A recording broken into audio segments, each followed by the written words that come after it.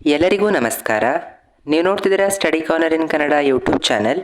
ನಾವು ಇಂದಿನ ವಿಡಿಯೋದಲ್ಲಿ 9ನೇ ತರಗತಿಯ ವಿಜ್ಞಾನ ವಿಷಯದ ಭಾಗ 1ರ ಪಠ್ಯಪುಸ್ತಕದಲ್ಲಿರುವಂತಹ ಮೊದಲನೆಯ ಅಧ್ಯಾಯ, ಅದುವೇ ನಮ್ಮ ಸುತ್ತಮುತ್ತಲಿನ ದ್ರವ್ಯಗಳು.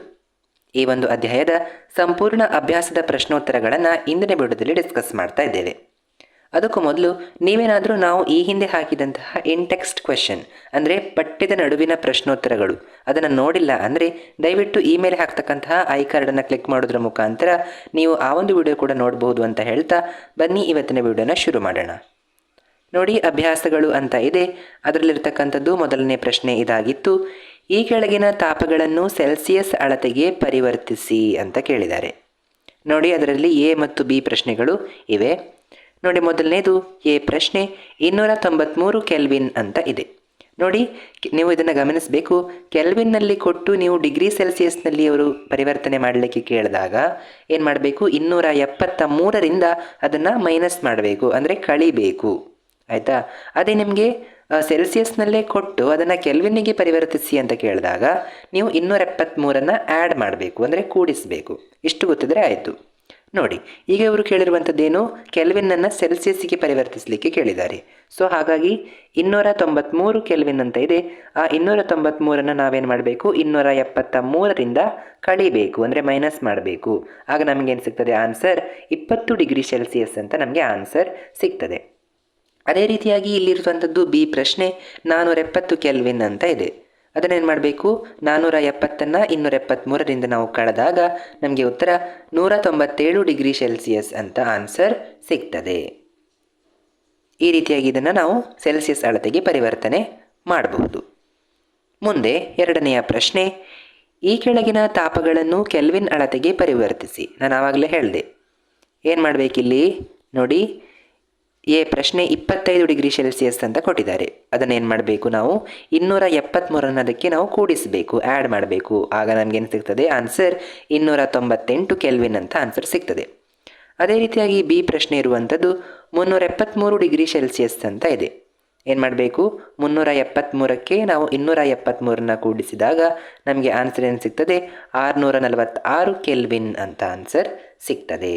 ಇದೆರಡು ವೆರಿ ವೆರಿ ಇಂಪಾರ್ಟೆಂಟ್ ಲೆಕ್ಕಗಳು, ನಿಮಗೆ ಪರಿವರ್ತಿಸಲಿಕ್ಕೆ ಕೇಳ್ತಾರೆ ಪರೀಕ್ಷೆಗಳಲ್ಲಿ. ಮುಂದೆ ಮೂರನೆಯ ಪ್ರಶ್ನೆ ಇರುವಂಥದ್ದು, ಈ ಕೆಳಗಿನ ವೀಕ್ಷಣೆಗಳಿಗೆ ಕಾರಣ ಕೊಡಿ ಅಂತ ಕೊಟ್ಟಿದ್ದಾರೆ. ಅದರಲ್ಲಿರ್ತಕ್ಕಂಥದ್ದು ಎ ಪ್ರಶ್ನೆ, ಸಮಯ ಕಳೆದಂತೆ ನ್ಯಾಫ್ಥಲೀನ್ ಗುಳಿಗೆಗಳು ನಿಶ್ಶೇಷವಾಗಿ ಮಾಯವಾಗುತ್ತವೆ ಅಂತ ಕೊಟ್ಟಿದ್ದಾರೆ. ನ್ಯಾಫ್ಥಲೀನ್ ಗುಳಿಗೆಗಳು ಅಂದರೆ ಏನು? ಈ ಒಂದು ನಿಮ್ಮ ಬಟ್ಟೆಗಳಲ್ಲಿ ಹಾಕ್ತಾರಲ್ವಾ, ಈ ಸುಗಂಧಕ್ಕಾಗಿ ಮತ್ತು ಮಳೆಗಾಲದಲ್ಲೆಲ್ಲ ವಾಸನೆ ಬರಬಾರದು ಬಟ್ಟೆಗಳು ಅಂತ, ಬಟ್ಟೆಗಳ ಮಧ್ಯಭಾಗದಲ್ಲಿ ಒಂದೊಂದು ಸಣ್ಣ ಸಣ್ಣ ಬಿಳಿ ಬಣ್ಣದ ಗುಳಿಗೆಗಳು ಅಥವಾ ಗೋಲಿಗಳನ್ನು ನಾವೇನು ಮಾಡ್ತೀವಿ, ಹಾಕ್ತೀವಿ. ಅದರಿಂದಾಗಿ ಬಟ್ಟೆಗಳು ಏನು ಸುಗಂಧದಿಂದ ಕೂಡಿರ್ತದೆ. ಅದನ್ನು ನಾವು ಅದು ಹೇಗೆ ನಿಶ್ಶೇಷವಾಗಿ ಸಮಯ ಕಳೆದಂತೆ ಮಾಯ ಆಗ್ತದೆ, ಯಾಕೆ, ಅದಕ್ಕೆ ಕಾರಣ ಏನು ಅಂತ ಕೇಳಿದ್ದಾರೆ. ನೋಡಿ, ನ್ಯಾಫ್ಥಲೀನ್ ಗುಳಿಗೆಗಳು ಸರಳವಾಗಿ ಉತ್ಪತನ ಕ್ರಿಯೆಗೆ ಒಳಗಾಗುತ್ತದೆ. ಉತ್ಪತನ ಕ್ರಿಯೆ ಅಂದರೆ ಏನು, ನೇರವಾಗಿ ಒಂದು ಘನವಸ್ತುವು ಏನು ದ್ರವ ಸ್ಥಿತಿಗೆ ಬದಲಾಗದೆ ಡೈರೆಕ್ಟಾಗಿ ಅದು ಅನಿಲ ಸ್ಥಿತಿಗೆ ಪರಿವರ್ತನೆ ಆದರೆ ಅದನ್ನು ಏನಂತ ಕರಿತೀವಿ, ಉತ್ಪತನ ಕ್ರಿಯೆ ಅಂತ ಕರಿತೀವಿ. ನೋಡಿ, ಆ ನ್ಯಾಫ್ಥಲೀನ್ ಗುಳಿಗೆಗಳು ಸರಳವಾಗಿ ಉತ್ಪತನ ಕ್ರಿಯೆಗೆ ಒಳಗಾಗುತ್ತವೆ. ಘನವಸ್ತುವು ದ್ರವ ಸ್ಥಿತಿಗೆ ಬರದೆ ನೇರವಾಗಿ ಅನಿಲ ಸ್ಥಿತಿಗೆ ಬದಲಾಗುವುದರಿಂದ ಏನಾಗ್ತದೆ, ಆ ಸಮಯ ಕಳೆದಂತೆ ಟೈಮ್ ಹೋದಂತೆ ನ್ಯಾಫ್ಥಲೀನ್ ಗುಳಿಗೆಗಳೇನಾಗ್ತವೆ, ನಿಶ್ಶೇಷವಾಗಿ ಮಾಯವಾಗ್ತದೆ. ನಿಶ್ಶೇಷ ಅಂದರೆ ಏನು, ಶೇಷ ಉಳಿಯದೆ, ಅಂದರೆ ಏನು ಕೂಡ ಉಳಿಸದೆ, ಅದರ ಅಂಶವನ್ನು ಉಳಿಸದೆ ನಿಶ್ಶೇಷವಾಗಿ ಏನಾಗ್ತದೆ, ಏನು ವಾತಾವರಣದೊಂದಿಗೆ ಅದು ವರ್ತನೆಗೆ ಒಳಗಾಗಿ ಅದು ನಿಶ್ಶೇಷವಾಗಿ ಮಾಯವಾಗ್ತದೆ. ಮುಂದೆ ಬಿ ಪ್ರಶ್ನೆ ಇರುವಂಥದ್ದು, ಅದರಲ್ಲೇ ನಾವು ಹಲವಾರು ಮೀಟರ್ ದೂರದಲ್ಲಿ ಕುಳಿತಿದ್ದರೂ ಸುಗಂಧ ದ್ರವ್ಯದ ವಾಸನೆಯನ್ನು ಗ್ರಹಿಸುತ್ತೇವೆ, ಇದಕ್ಕೆ ಕಾರಣ ಏನು ಅಂತ ಕೇಳಿದ್ದಾರೆ. ನೋಡಿ, ಏನಾಗಿರುತ್ತೆ, ಅನಿಲ ವಸ್ತುಗಳಲ್ಲಿ ಕಣಗಳ ನಡುವಿನ ಅಂತರ ಮತ್ತು ಕಣಗಳ ಚಲನ ಶಕ್ತಿ ಏನಾಗಿರ್ತದೆ, ಗರಿಷ್ಠ ಆಗಿರ್ತದೆ. ಈಗ ಅನಿಲ ವಸ್ತುಗಳಲ್ಲಿ ಕಣಗಳು ಏನು ಹತ್ತಿರ ಜೋಡಣೆ ಆಗಿರೋದಿಲ್ಲ, ತುಂಬ ಅದರ ನಡುವಿನ ಅಂತರ ಏನಿರುತ್ತೆ ಜಾಸ್ತಿ ಇರ್ತದೆ, ಮತ್ತು ಕಣಗಳ ಚಲನಶಕ್ತಿ ಕೂಡ, ಅವುಗಳ ಮೂಮೆಂಟ್ ಕೂಡ ಜಾಸ್ತಿ ಇರ್ತದೆ. ತುಂಬ ವೇಗವಾಗಿ ಗರಿಷ್ಠ ವೇಗದಲ್ಲಿ ಅವು ಚಲಿಸ್ತಾ ಇರ್ತದೆ ವಾತಾವರಣದಲ್ಲಿ, ಅದಕ್ಕೆ ನಿರ್ದಿಷ್ಟ ದಿಕ್ಕು ಇರೋದಿಲ್ಲ. ನೋಡಿ, ಸುಗಂಧ ದ್ರವ್ಯದ ಕಣಗಳು ಅನಿಲ ಕಣಗಳ ನಡುವೆ ಇರುವ ಖಾಲಿ ಸ್ಥಳಾವಕಾಶಗಳಲ್ಲಿ ಸೇರಿ ಅತ್ಯಂತ ವೇಗವಾಗಿ ಯಾದೃಚ್ಛಿಕವಾಗಿ ಚಲಿಸುತ್ತದೆ. ಆ ಒಂದು ಸುಗಂಧ ದ್ರವ್ಯದ ಅಥವಾ ಪರ್ಫ್ಯೂಮಿನ ಕಣಗಳು ಏನಿರ್ತವೆ ಅದು ವಾತಾವರಣದಲ್ಲಿರ್ತಕ್ಕಂತಹ ಅನಿಲಗಳಿರ್ತಾವಲ್ವ, ಆಕ್ಸಿಜನ್ ನೈಟ್ರೋಜನ್ ಎಲ್ಲ ಇರ್ತಾವಲ್ವ, ಆ ಒಂದು ಅನಿಲಗಳ ನಡುವೆ ಇರತಕ್ಕಂಥ ಖಾಲಿ ಸ್ಥಳಾವಕಾಶಗಳಿರ್ತಾವಲ್ವ, ಅಲ್ಲೇನಾಗಿರ್ತದೆ ಅದು ಸೇರ್ಕೊಳ್ತವೆ ಮತ್ತು ಅವು ಅತ್ಯಂತ ವೇಗವಾಗಿ ಯಾದೃಚ್ಛಿಕವಾಗಿ, ಅಂದರೆ ಯಾದೃಚ್ಛಿಕ ಅಂದರೆ ಅದಕ್ಕೆ ನಿರ್ದಿಷ್ಟ ದಿಕ್ಕು ಇಲ್ಲ, ಎಲ್ಲ ದಿಕ್ಕುಗಳಲ್ಲೂ ಕೂಡ ಚಲಿಸ್ತದೆ. ಆದುದರಿಂದ ನಾವು ಹಲವಾರು ಮೀಟರ್ ದೂರದಲ್ಲಿ ಕುಳಿತಿದ್ದರೂ ಸುಗಂಧ ದ್ರವ್ಯದ ವಾಸನೆಯನ್ನು ಗ್ರಹಿಸುತ್ತೇವೆ. ಆದ್ದರಿಂದ ನಮಗೆ ತುಂಬ ದೂರದಿಂದ ಇದ್ದರೂ ಕೂಡ ಆ ಒಂದು ಸುಗಂಧ ದ್ರವ್ಯವನ್ನು ನಾವು ಗ್ರಹಿಸ್ತೀವಿ. ಇದು ಇದಕ್ಕೆ ಕಾರಣ, ಸೈಂಟಿಫಿಕ್ ರೀಸನ್ ಆಗಿರುತ್ತೆ. ಮುಂದೆ 4ನೇ ಪ್ರಶ್ನೆ ಇರುವಂಥದ್ದು, ಕಣಗಳ ನಡುವಿನ ಆಕರ್ಷಣಾ ಬಲದ ಏರಿಕೆ ಕ್ರಮದಲ್ಲಿ ಈ ಕೆಳಗಿನ ವಸ್ತುಗಳನ್ನು ಜೋಡಿಸಿ ಅಂತ ಕೊಟ್ಟಿದ್ದಾರೆ. 3 ವಸ್ತುಗಳನ್ನು ಕೊಟ್ಟಿದ್ದಾರೆ. ಯಾವುದು? ನೀರು, ಸಕ್ಕರೆ ಮತ್ತು ಆಕ್ಸಿಜನ್ ಅಂತ ಇದೆ. ಇದನ್ನು ನಾವೇನು ಮಾಡಬೇಕು? ಕಣಗಳ ನಡುವಿನ ಆಕರ್ಷಣಾ ಬಲದ ಆಧಾರದ ಮೇಲೆ ಅವುಗಳನ್ನು ಏರಿಕೆ ಕ್ರಮದಲ್ಲಿ, ಇನ್ಕ್ರೀಸಿಂಗ್ ಆರ್ಡರಲ್ಲಿ ಬರೀಬೇಕು. ಮೊದಲು ಅತ್ಯಂತ ಕಡಿಮೆ ಆಕರ್ಷಣ ಬಲ ಇರುವಂಥದ್ದು, ನಂತರ ಸ್ವಲ್ಪ ಜಾಸ್ತಿ, ನಂತರ ಕೊನೆಯದಾಗಿ ಅತಿ ಹೆಚ್ಚು ಆಕರ್ಷಣ ಬಲ ಇರುವಂತಹ ವಸ್ತು ಯಾವುದು ಅದನ್ನು ಜೋಡಿಸಬೇಕು ಆ ಒಂದು ಕ್ರಮದಲ್ಲಿ. ನೋಡೋಣ, ಈಗ ಉತ್ತರವನ್ನು ನೋಡೋಣ. ನೋಡಿ, ಮೊದಲನೇದಾಗಿ ಈ ಒಂದು ಕ್ರಮದಲ್ಲಿ ಬರುವಂಥದ್ದು ಆಕ್ಸಿಜನ್ ಅಂತ. ಆಕ್ಸಿಜನಲ್ಲಿ ಏನಿರ್ತದೆ? ಕಣಗಳ ನಡುವಿನ ಆಕರ್ಷಣ ಬಲ ಅವೆರಡುಗಳಿಗೆ ಹೋಲಿಸಿದರೆ ಏನಾಗಿರ್ತದೆ? ಕಡಿಮೆ ಇರ್ತದೆ. ಯಾಕೆ? ಆಕ್ಸಿಜನ್ ಅನ್ನುವಂಥದ್ದು ಒಂದು ಅನಿಲ ವಸ್ತು, ಹಾಗಾಗಿ ಅದು ಕಡಿಮೆ ಇರ್ತದೆ. ನೆಕ್ಸ್ಟ್ ಬರುವಂಥದ್ದು ಸರದಿಯಲ್ಲಿ ನೀರು. ನೀರಿನಲ್ಲಿ ಕಣಗಳ ನಡುವಿನ ಆಕರ್ಷಣ ಬಲ ಏನಾಗಿರ್ತದೆ? ಮಧ್ಯಮ ಇರ್ತದೆ. ಆಯಿತಾ? ಅದೇ ರೀತಿಯಾಗಿ ನೀವು ಸಕ್ಕರೆನ ನೋಡಿದರೆ, ಸಕ್ಕರೆ ಒಂದು ಘನವಸ್ತು ಆಗಿರೋದ್ರಿಂದ ಅದರ ನಡುವಿನ ಆಕರ್ಷಣ ಬಲ, ಆ ಒಂದು ಫೋರ್ಸ್ ಆಫ್ ಅಟ್ರಾಕ್ಷನ್ ಏನಿರ್ತದೆ ಜಾಸ್ತಿ ಇರ್ತದೆ. ಸೊ ಹಾಗಾಗಿ ಈ ಒಂದು ಏರಿಕೆ ಕ್ರಮ ಏನಾಗಿರ್ತದೆ? ಮೊದಲು ಆಕ್ಸಿಜನ್ ಇರ್ತದೆ ಕಡಿಮೆ, ನೀರಿನಲ್ಲಿ ಆಕರ್ಷಣ ಬಲ ಸ್ವಲ್ಪ ಜಾಸ್ತಿ, ಸಕ್ಕರೆಯಲ್ಲಿ ಇವೆರಡುಗಳಿಗೆ ಹೋಲಿಸಿದರೆ ಅತಿ ಹೆಚ್ಚಿನ ಆಕರ್ಷಣ ಬಲ ಇರುವಂಥದ್ದು ಅಂತ ನಾವು ಏರಿಕೆ ಕ್ರಮದಲ್ಲಿ ಬರೀಬೇಕು. ನೆಕ್ಸ್ಟ್ ಇರುವಂಥದ್ದು 5ನೆಯ ಪ್ರಶ್ನೆ, ಈ ಕೆಳಗಿನ ತಾಪಗಳಲ್ಲಿ ನೀರಿನ ಭೌತಿಕ ಸ್ಥಿತಿಯನ್ನು ತಿಳಿಸಿ. ಆ ಒಂದು ನೀರಿನ ಒಂದು ಫಿಸಿಕಲ್ ಸ್ಟೇಟ್, ಭೌತಿಕ ಸ್ಥಿತಿ, ಅದು ನೋಡಲಿಕ್ಕೆ ಹೇಗಿದೆ ಭೌತಿಕವಾಗಿ ಅನ್ನುವಂಥದ್ದನ್ನು ಕೇಳಿದ್ದಾರೆ. ನೋಡಿ, ನೀರಿನದ್ದು ನೋಡಿ, ಅದರಲ್ಲಿ ಎ ಅಂತ ಕೊಟ್ಟಿದ್ದಾರೆ 25 ಡಿಗ್ರಿ ಸೆಲ್ಸಿಯಸ್. 25 ಡಿಗ್ರಿ ಸೆಲ್ಸಿಯಸ್ನಲ್ಲಿ ನೀರು ಹೇಗಿರ್ತದೆ? ನೀರು 25 ಡಿಗ್ರಿ ಸೆಲ್ಸಿಯಸ್ ತಾಪದಲ್ಲಿ ದ್ರವ ರೂಪದಲ್ಲಿ ಇರ್ತದೆ. 25 ಡಿಗ್ರಿ ಸೆಲ್ಸಿಯಸ್ನಲ್ಲಿ ನೀರು ದ್ರವ ರೂಪದಲ್ಲಿ ಇರ್ತದೆ, ಬೇರೆ ಯಾವ ಸ್ಥಿತಿಗಳಲ್ಲಿ ಇರಲಿಕ್ಕೆ ಸಾಧ್ಯ ಇಲ್ಲ. ಅದು ತುಂಬ ಅಂದರೆ ಹೆಚ್ಚಿನ ತಾಪದಲ್ಲಿ ಇರ್ತದೆ. 25 ಡಿಗ್ರಿ ಸೆಲ್ಸಿಯಸ್ ಅಂದರೆ ಅಲ್ಲಿ ಅದು ಅನಿಲ ಸ್ಥಿತಿಗೆ ಹೋಗಲಿಕ್ಕೂ ಸಾಧ್ಯ ಇಲ್ಲ, ಮತ್ತು ಘನ ಸ್ಥಿತಿಗೆ ಹೋಗಲಿಕ್ಕೂ ಕೂಡ ಸಾಧ್ಯ ಇಲ್ಲ. ಅದು ನಾರ್ಮಲ್, ನಮ್ಮ ನೀರಿನ ಹೇಗಿರ್ತದೆ ಹಾಗೆ ದ್ರವ ರೂಪದಲ್ಲಿ ಇರುವಂಥದ್ದು. Next B, 0 degree Celsius. ನೀರು 0 ಡಿಗ್ರಿ ಸೆಲ್ಸಿಯಸ್ ತಾಪದಲ್ಲಿ ಘನ ಮತ್ತು ದ್ರವ ರೂಪದಲ್ಲಿ ಇರುತ್ತದೆ. 0 ಡಿಗ್ರಿ ಸೆಲ್ಸಿಯಸ್ಸಲ್ಲಿ ಏನಾಗ್ತದೆ? ಅದು ಐಸ್ ಕ್ಯೂಬ್ ಆಗುತ್ತೆ, ಘನ ಸ್ಥಿತಿಯಲ್ಲಿ ಇರ್ತದೆ. ಕೆಲವೊಮ್ಮೆ ದ್ರವ ರೂಪದಲ್ಲಿ ಕೂಡ ಇರ್ತದೆ. ದ್ರವ ಮತ್ತು ಘನ ಈ ಎರಡು ಸ್ಥಿತಿಗಳಲ್ಲಿ ಕೂಡ 0 ಡಿಗ್ರಿ ಸೆಲ್ಸಿಯಸ್ನಲ್ಲಿ ಇರುವಂಥದ್ದು, 0 ಡಿಗ್ರಿ ಸೆಲ್ಸಿಯಸ್ನಲ್ಲಿ. ನೆಕ್ಸ್ಟ್ ಸಿ ಅಂತ ಇದೆ 100 ಡಿಗ್ರಿ ಸೆಲ್ಸಿಯಸ್ನಲ್ಲಿ. 100 ಡಿಗ್ರಿ ಸೆಲ್ಸಿಯಸ್ನಲ್ಲಿ ಏನಾಗ್ತದೆ? ಅದು ತುಂಬ ಜಾಸ್ತಿ ಟೆಂಪರೇಚರ್. ಅದರಲ್ಲಿ ಏನಾಗ್ತದೆ? ನೀರು 100 ಡಿಗ್ರಿ ಸೆಲ್ಸಿಯಸ್ ತಾಪದಲ್ಲಿ ದ್ರವ ಮತ್ತು ಅನಿಲ ರೂಪದಲ್ಲಿ ಇರ್ತದೆ. ದ್ರವ ಸ್ಥಿತಿಯಲ್ಲಿ ಕೂಡ ಇರಬಹುದು, ಅಂದರೆ ಈ ನೀರು ಕುದಿತಾ ಇರ್ತದೆ ಅಲ್ವಾ, ಆ ಥರ. ಮತ್ತು ಸ್ವಲ್ಪ ಪ್ರಮಾಣದಲ್ಲಿ ಅನಿಲ ರೂಪಕ್ಕೂ ಕೂಡ ಅದು ಹೋಗ್ತಾ ಇರುತ್ತೆ ಆ ಒಂದು ನೀರು. ಆಯಿತಾ? ಇದೇನಾಗಿತ್ತು? ನೀರಿನ ಭೌತಿಕ ಸ್ಥಿತಿಗಳು ಬೇರೆ ಬೇರೆ ತಾಪಮಾನಗಳಲ್ಲಿ. 25 ಡಿಗ್ರಿ ಸೆಲ್ಸಿಯಸ್ನಲ್ಲಿ ದ್ರವದಲ್ಲಿ ಇರ್ತದೆ. 0 ಡಿಗ್ರಿ ಸೆಲ್ಸಿಯಸ್ನಲ್ಲಿ ಏನಾಗ್ತದೆ? ಅದು ಘನ ಅಥವಾ ದ್ರವ ರೂಪದಲ್ಲಿ ಕೂಡ ಇರಬಹುದು. ಅದೇ 100 ಡಿಗ್ರಿ ಸೆಲ್ಸಿಯಸ್ನಲ್ಲಿ ಏನಾಗ್ತದೆ? ಅದು ದ್ರವ ರೂಪದಲ್ಲಿ ಅಥವಾ ಅನಿಲ ರೂಪದಲ್ಲಿ ಇರುವಂಥದ್ದು. ಇದು ನಮಗೆ ಗೊತ್ತಿರಬೇಕಾಗಿರುವಂತಹ ಮುಖ್ಯ ವಿಚಾರ. ಮುಂದೆ 6ನೆಯ ಪ್ರಶ್ನೆ ಇರುವಂಥದ್ದು, ಈ ಕೆಳಗಿನವುಗಳನ್ನು 2 ಕಾರಣಗಳೊಂದಿಗೆ ಸಮರ್ಥಿಸಿ ಅಂತ ಕೊಟ್ಟಿದ್ದಾರೆ. ಅದರಲ್ಲಿ ಮೊದಲನೇ ಪ್ರಶ್ನೆ ಎ ಅಂತ ಇದೆ, ಕೊಠಡಿಯ ಉಷ್ಣತೆಯಲ್ಲಿ ನೀರು ದ್ರವವಾಗಿರುತ್ತದೆ ಅಂತ ಇದೆ. ಇದಕ್ಕೇನು ಮಾಡಬೇಕು? ಕಾರಣವನ್ನು ಕೊಡಬೇಕು. ಏನು ಕಾರಣ? ನೋಡಿ, ನೀರು 0 ಡಿಗ್ರಿ ಸೆಲ್ಸಿಯಸ್ ತಾಪದಲ್ಲಿ ಘನ ಮತ್ತು ದ್ರವ ಎರಡೂ ಸ್ಥಿತಿಗಳಲ್ಲಿ ಇರುತ್ತದೆ. 0 ಡಿಗ್ರಿ ಸೆಲ್ಸಿಯಸ್ ತಾಪದ ನಂತರ ಘನರೂಪದಲ್ಲಿ ಇರುವ ನೀರು ಏನಾಗುತ್ತೆ? ತಾಪವನ್ನು ಹೀರಿಕೊಂಡು ದ್ರವಿಸಲು ಪ್ರಾರಂಭಿಸುತ್ತದೆ. 0 ಡಿಗ್ರಿ ಸೆಲ್ಸಿಯಸ್ ಅಂದರೆ ಅದು ತುಂಬ ಕಡಿಮೆ ತಾಪಮಾನ. ಏನಾಗ್ತದೆ? ಅದು ಜಾಸ್ತಿ ಆಗ್ತಾ ಹೋದಾಗ, ಈಗ 1 ಡಿಗ್ರಿ ಸೆಲ್ಸಿಯಸ್, 2 ಡಿಗ್ರಿ ಸೆಲ್ಸಿಯಸ್ ಹೀಗೆ ಜಾಸ್ತಿ ಆಗ್ತಾ ಹೋದಾಗೆ ಏನಾಗಿರ್ತದೆ? ತಾಪ ಜಾಸ್ತಿ ಆಗುತ್ತೆ.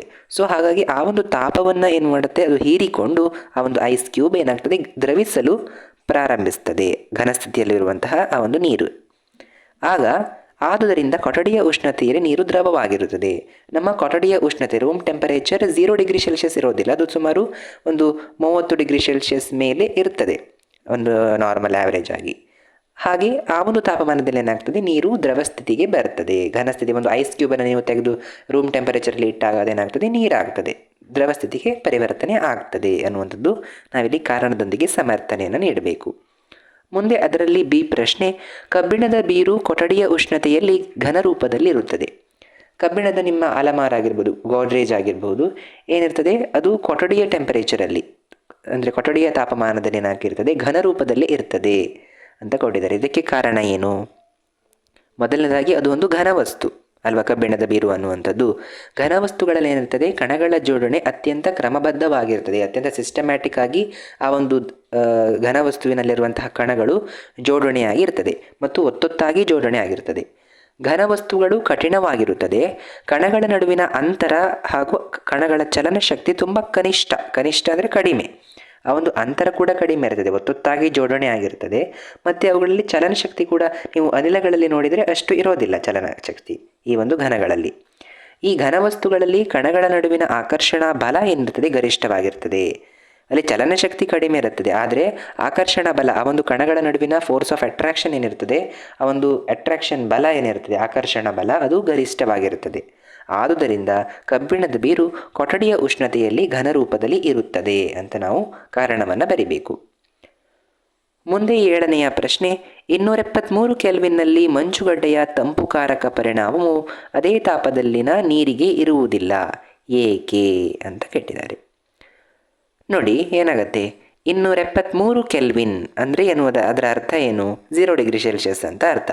ಆ ಒಂದು ತಾಪದಲ್ಲಿ ನೀರು ಘನ ಮತ್ತು ದ್ರವ ಎರಡೂ ಸ್ಥಿತಿಗಳಲ್ಲಿ ಇರ್ತದೆ, ಆಯಿತಾ. ಅದು ಘನ ಸ್ಥಿತಿಯಲ್ಲಿ ಇರ್ಬೋದು, ಕೆಲವೊಮ್ಮೆ ದ್ರವ ಸ್ಥಿತಿಯಲ್ಲೂ ಕೂಡ ಇರ್ತದೆ.